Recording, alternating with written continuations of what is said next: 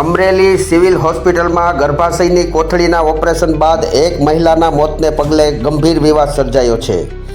તબીબોની બેદરકારીના કારણે મોત થયું હોવાના આક્ષેપ સાથે છેલ્લા 6 દિવસથી મૃતદેહ સ્વીકારવામાં આવ્યો નથી.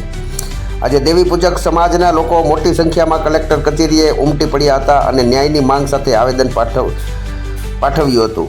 મૃતક મહિલાનું નામ ભનીબેન મણદુરિયા છે, જેઓ બોટાદ જિલ્લાના ટાટમ ગામના વતની હતા.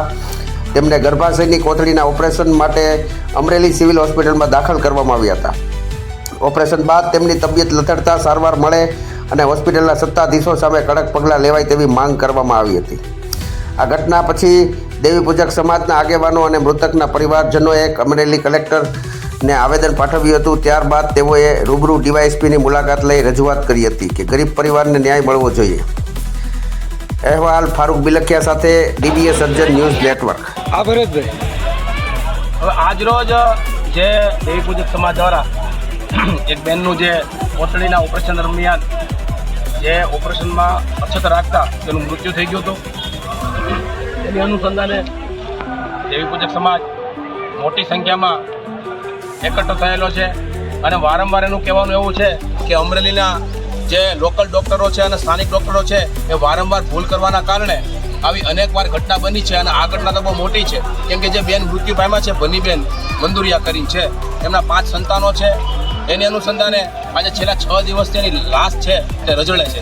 અને મોતનો મલાજો ખરેખર બધાને જાળવવો જોઈએ, પણ ક્યાંક ને ક્યાંક હજી આ સિવિલના ટ્રસ્ટીઓ અને એ ડૉક્ટર સ્થાનિક છે એના પેટનું પાણી ન હલતું હોય, એની અનુસંધાને આજરોજ મોટી સંખ્યામાં તમામ સમાજના લોકો આ બેનને ન્યાય દેવડાવવા માટે આ સિવિલના પટાણંગમાં ભેગા થયા છે.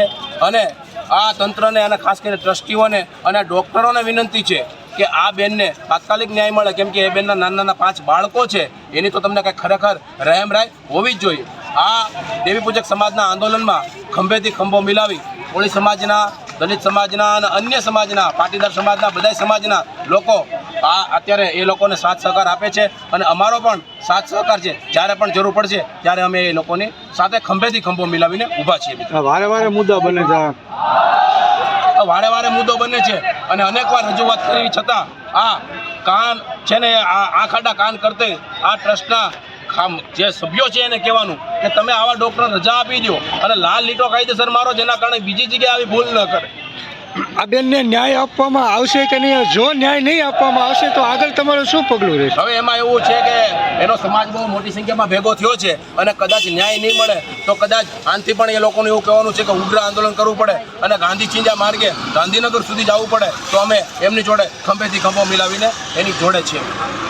આની પહેલાં જે ગાભાકાંડ કીધું ત્યારે પણ કોઈ એક્શન લેવામાં આવી નથી, તો એના વિરુદ્ધ તમારે શું કહેવાનું? હવે ગાભાકાંડમાં તો અમે તાકાતથી આંદોલન કર્યું હતું અને આ ડૉક્ટરનું એવું કહેવાનું હતું કે ખરેખર આવું કાંઈ થયું જ નથી. પણ હું એ દામનગરના ડૉક્ટરને પણ ધન્યવાદ આપું છું, કેમ કે એણે લખીને આપેલું છે કે ખરેખર આ સિવિલના સ્થાનિક ડૉક્ટરોએ કપડું અંદર રાખીને બેદરકારી રાખીને મોટી ભૂલ કરી છે. તેમ છતાં એ લોકોએ 10 તારીખે કમિટી બોલાવી હતી અને એના ફાધરને પણ હાજર રાખેલા હતા. હવે આગળ શું નક્કી કરશે ત્યાર પછી ફરીવાર એ બાબતે પણ સિવિલની મુલાકાત કરવાની થશે મિત્રો.